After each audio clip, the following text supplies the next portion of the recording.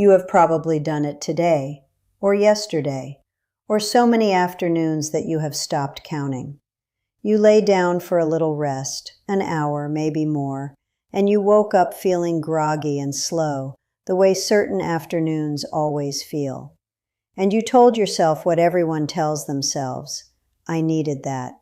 It is good for me. Rest is healthy. But here is what no one told you. That afternoon nap, the long one, the comfortable one, the one that feels like the kindest thing you do for yourself all day, may be quietly tripling your risk of stroke. And the longer you have been doing it, the greater the danger. I am Dr. Hayes Anderson, and after 22 years in senior health, I have seen firsthand what happens when the warning signs get wrapped in the language of self-care and go completely unaddressed. Today I am going to show you the exact biological mechanism behind this risk, what research from some of the largest cardiovascular studies in the world actually found about long naps and stroke, and, most importantly, how to protect yourself without giving up rest entirely. Because rest is not the enemy. But the way most people over 60 are resting might be. And I need to warn you about something halfway through this video that most doctors never connect. Something that explains why this habit is so much more dangerous than it looks on the surface.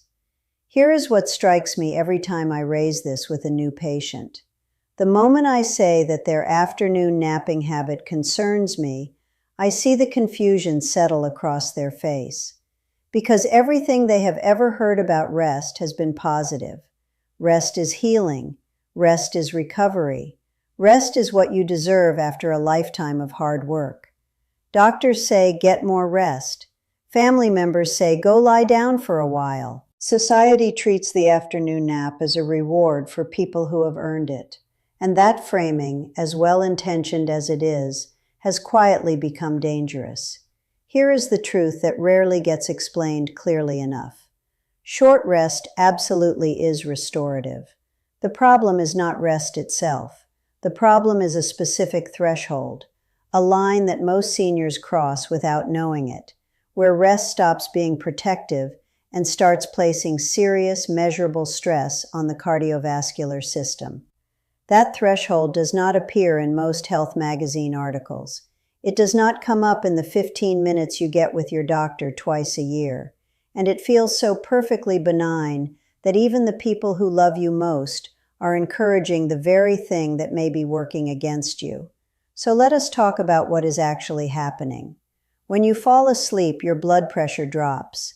That is by design. During light sleep, your cardiovascular system gets a genuine rest. Heart rate slows, vessels relax, pressure eases. For short naps of 20 to 30 minutes, you stay in this lighter stage, and you wake before your body has committed to anything deeper. That is the good nap. That is the restorative one.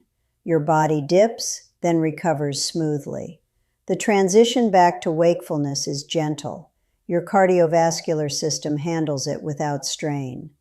But when a nap stretches past 60 minutes, something very different begins to happen. You enter deep non-REM sleep, the same stage your body reserves for nighttime recovery.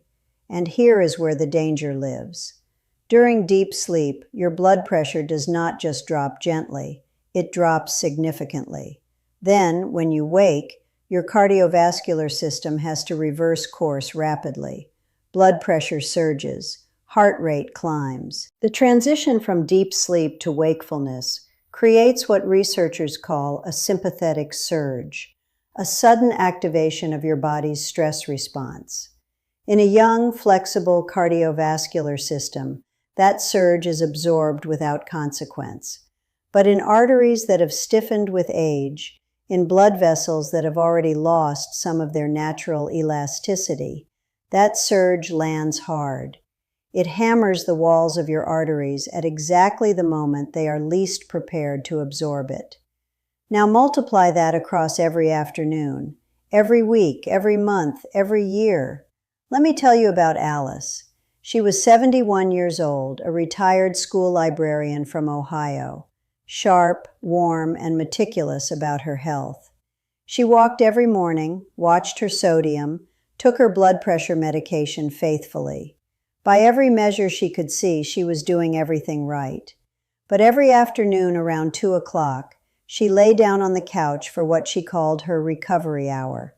Sometimes 90 minutes, sometimes closer to 2 hours. She slept deeply, the way she always had. She woke up groggy, needing several minutes to feel oriented. She assumed this was simply how afternoons felt now. That grogginess has a name, sleep inertia, and it is a direct signal that your brain was just pulled from a stage of sleep it was not finished with. It is also a sign that your blood pressure went through exactly the kind of surge I described, abrupt, significant, and repeated without mercy. Alice had her stroke on a Tuesday afternoon in April. She woke from her nap, stood up, and felt a strange heaviness settle across the left side of her face. She sat back down and assumed she was just groggy. By the time her daughter called an hour later and recognized something was wrong, the damage was already done. Stay with me, because what comes next is the piece of this story that most doctors never connect, and it changes the picture completely. It is not just the blood pressure surge itself creating the risk. Long naps set off a chain of cardiovascular effects that compound each other quietly over time. When you sleep for extended periods during the day, you fragment your nighttime sleep. You lie awake longer. You cycle through lighter stages. And poor nighttime sleep is one of the most powerful drivers of elevated blood pressure across time. So the long afternoon nap makes nighttime sleep worse. Worse nighttime sleep raises your baseline blood pressure. Elevated blood pressure accelerates arterial stiffness, and greater arterial stiffness makes every subsequent pressure surge more dangerous than the last. It is a cycle that feeds itself invisibly, with no pain, no obvious warning, and no symptoms until something breaks. Here is the part that surprises even my most medically informed patients. Long naps in people over 60 are frequently a symptom of undiagnosed sleep apnea. Sleep apnea causes fragmented nighttime sleep that leaves the brain chronically deprived of oxygen. The body responds by craving daytime sleep. So seniors with undiagnosed sleep apnea nap longer and more deeply, which further disrupts nighttime sleep, further elevates blood pressure, and dramatically increases stroke risk through its own separate mechanism. The nap is not just the problem. In many cases, the nap is the clue that something else is already going wrong, and no one is following that clue. The research on this is not subtle. A major study published in the European Heart Journal found that participants who napped 60 minutes or more per day had significantly elevated risk of cardiovascular events compared to those who did not nap at all. A separate large-scale study tracking hundreds of thousands of participants found that long naps, defined as over 90 minutes, were associated with stroke risk increases of up to 85% compared to non-nappers. Not 15%, not 30, 85. Let me tell you about Robert. He was 67, a former contractor from Georgia, stubborn in the best possible way, the kind of man who did not see a doctor unless something was visibly broken. He dismissed every concern his wife raised about his long afternoon naps. He had napped his whole life, he said. His father had napped his whole life. They were fine. What he had not connected was that his father died of a stroke at 72, which Robert had always attributed to stress and genetics. He came to see me only because his wife made the appointment and drove him there herself. His blood pressure was 152/88. He had classic signs of undiagnosed sleep apnea, and he was napping close to 2 hours every afternoon. When I put those three things together for him, he was quiet for a long moment. Then he said, "Nobody ever connected those before." That is exactly the problem. Nobody connects them until something happens. But here is where this turns, because this is not a story about fear. This is a story about a problem that is genuinely, practically fixable, starting today. None of this feels dangerous in the moment. That is precisely why it is so dangerous. The afternoon nap feels like something you have earned, something your body is asking for. And in a sense, it is. Your body is right to seek rest. What it cannot do is tell you the difference between rest that restores and rest that puts your cardiovascular system through a daily crisis it was never designed to absorb indefinitely. That distinction now belongs to you, and knowing it changes everything. So let us make this practical. Here is exactly what to change, starting this afternoon. First, set a hard cap of 30 minutes. Research consistently shows that naps under 30 minutes deliver genuine restorative benefits without pushing you into deep sleep stages. Set an alarm before you lie down. Do not negotiate with it. 30 minutes, then up. Second, nap earlier in the afternoon. The ideal window is between 1 and 2 o'clock, before your body's circadian rhythm begins its evening descent. Napping after 3 o'clock disrupts your nighttime sleep and pushes you deeper into the dangerous cycle. Third, do not lie flat. Reclining in a chair rather than stretching out in bed reduces how deeply you sleep and makes the waking transition far gentler on your cardiovascular system. A mild incline changes the whole equation. Fourth, pay attention to how you feel when you wake.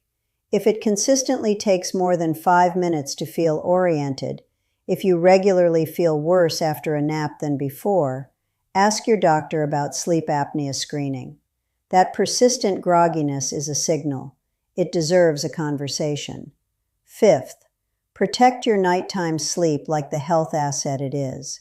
A dark room, a consistent bedtime, no screens in the hour before sleep. Better nighttime sleep reduces daytime fatigue, reduces the pull toward long naps, and directly lowers blood pressure over time. It is one of the most powerful cardiovascular interventions available, and it costs nothing. Before you go, I want to ask you something directly. Before today, did you know your afternoon nap could be connected to your stroke risk? Leave your answer in the comments and tell me how long your typical nap runs. I read every one, and your responses shape what this channel covers next. If someone you love takes long afternoon naps, share this video with them today, not as a warning, as a gift, because the difference between knowing this and not knowing it is exactly the kind of difference that matters. We talked today about one habit hiding in plain sight, but there is a deeper force driving many of these cardiovascular risks, one that connects sleep disruption, blood pressure, arterial stiffness, and dozens of other health challenges we face after 60. It is called chronic inflammation. And in the next video, I'm going to show you exactly what it is, how it silently accelerates disease across every system in your body, and what you can do about it starting this week.